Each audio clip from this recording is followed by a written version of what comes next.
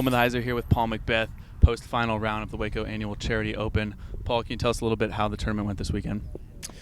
My tournament was a lot of missed opportunities, I feel like. Didn't have a whole lot of bogeys, but just missed a lot of birdie opportunities. And scores are still coming in, but I think right now it'll probably be a top 5 finish, but not exactly what I was looking for this week. Understandable. And, making the switch out here from Waco from the ball golf courses, the Memorial wide open, kind of more Heiser courses. This one, obviously, tight lines, dealing with the weather. How do you mentally make that switch, or is that just something that you guys are pros have to be aware of every week? Well, I think here, you kind of just, the rough is really the difference. A lot of people think when we're out at the Memorial in Vegas, it's just a Heiser fest, but it's really like you actually have to hit certain lines because of mandatories and out of bounds. So here it's kind of one shot and that's all you get. So it's kind of actually, in my opinion, a little bit easier because you don't have to think about so many more aspects of it. But the big difference here was the wind coming off the river, and you either got a headwind or a tailwind, and there's no switching, kind of like Memorial. And then at the Vegas event, you're on a golf course, you got the wind, but it's different every hole. Here you're only going one direct, you're either going north or south on these holes. So it's pretty consistent throughout the whole course. And, dealing with the wind here, is it as simple as just adding some overstable plastic, or just not throwing the flippy stuff, or how did you manage it? I think the biggest part for me was putting on these holes. The easiest thing is just going more overstable on certain shots or understable. So if you got the headwind, you're going more overstable. Tailwind, understable. But the greens were what were the hard part out here. So just need to in the future focus on that a little bit more in this wind and get my angles down, because a little bit of too much Heiser, not enough Heiser on the greens can allow the wind to get under the disc and just carry it 30 feet the wrong way. And let's talk a little bit about, obviously, congratulations on the new contract, amazing stuff, but more importantly, the foundation. I was super excited to see you guys launch that, and can you tell us a little bit more about that and how that came about?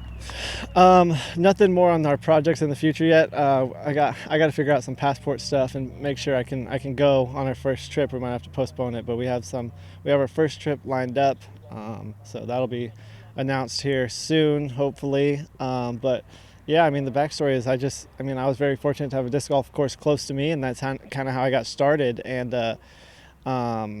it's such a cheap sport to get into, and that's kind of the biggest thing, is we want to bring disc golf to a lot of places that right now might not have the resources to, whether it's baskets or discs or whatever else is needed. So we want to be able to bring that to these cities or these foreign countries that don't have disc golf yet, and kind of just start it, get that spark going so they can kind of allow that fire of the sport to continue to grow. Yeah, and speaking of growth, this last year, although the pandemic, it's been insane seeing the amount of growth. Mm-hmm. And as far as that reaching the competitive level, I feel like previously, look at old footage, mm-hmm. The Climos, the Feldbergs, all these guys, it's a very finite group of people who can maybe take down a tournament. But now, we had Gannon Burr, 15 years old, lead card, round 1. There's so many young guns coming up. I feel like anyone can take down anything any week. How do you prepare for that, or how has that changed the tour?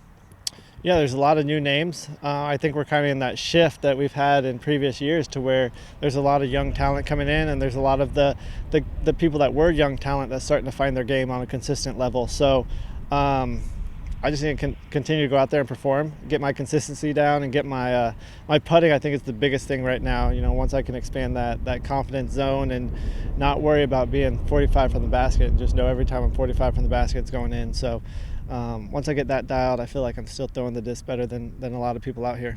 Cool. And a couple quick fun ones. What's more exciting for you on the course? Maybe getting that eagle, or a drop zone throw in to save par? Probably an eagle. Yeah. I don't want to be at a drop zone.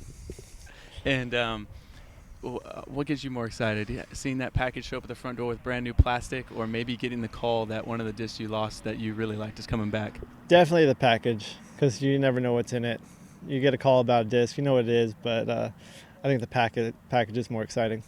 Are you continuing the Texas swing, or what's next for you on tour? Yeah, 2 more events in Texas and then back home for a little break. I think it's Battle for Belton, something like that. The Belton event, and then the national tour in Tyler, Texas. Yeah, Texas States. Awesome, man. Well, we are excited to see you the rest of the year. Good luck. Awesome. Appreciate it. Thank you.